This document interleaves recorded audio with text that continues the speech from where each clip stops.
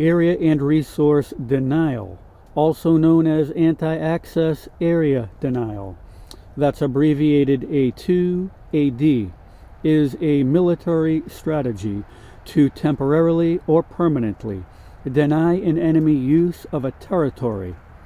A2AD includes a variety of methods to impede, delay, and endanger an enemy. The method I focus on in this documentary is a munition that's used to contaminate a targeted zone, rendering it off limits.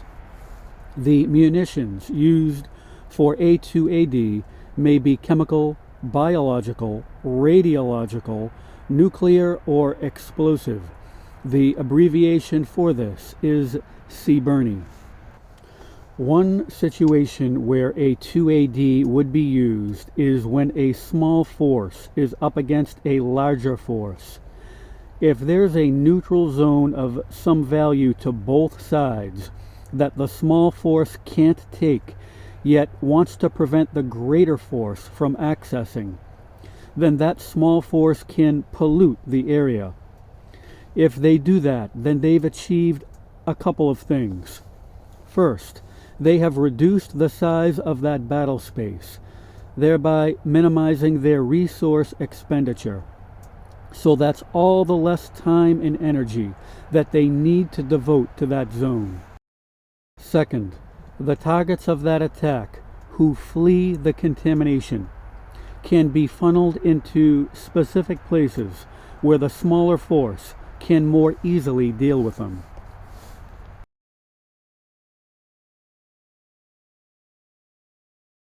The ruling psychopaths appear to be using this strategy on a global scale.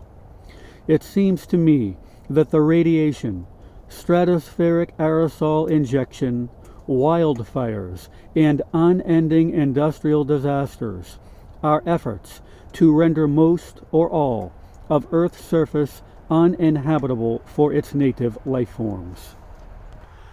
Once a natural resource is contaminated with a toxic industrial material, it may be a long time before it is truly safe to access and use.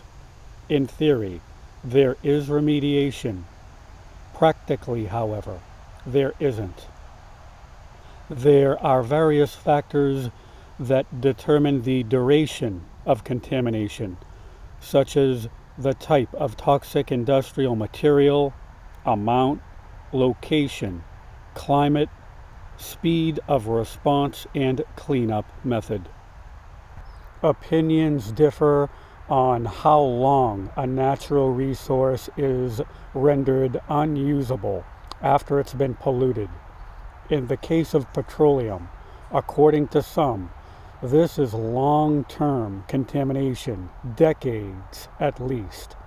In the case of a mining disaster involving AMD or a TSF breach, you're looking at hundreds, maybe thousands of years.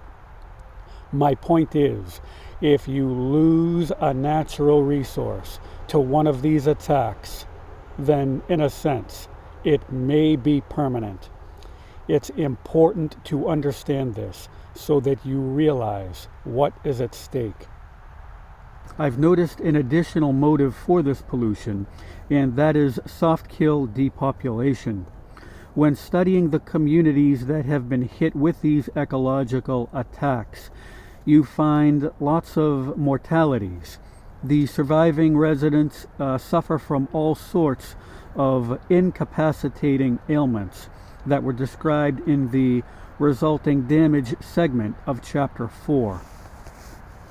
We could speculate on what the end result of this terraformation will be, the fauna and flora that will be extinct, the percentage of the human race that might survive, and what the condition of those people will be if they pull this off.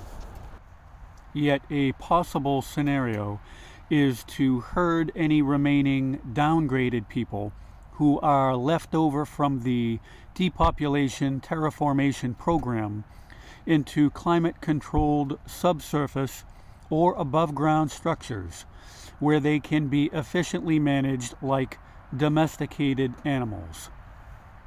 In that environment, it would be simple for the villains to erase the history of their crimes.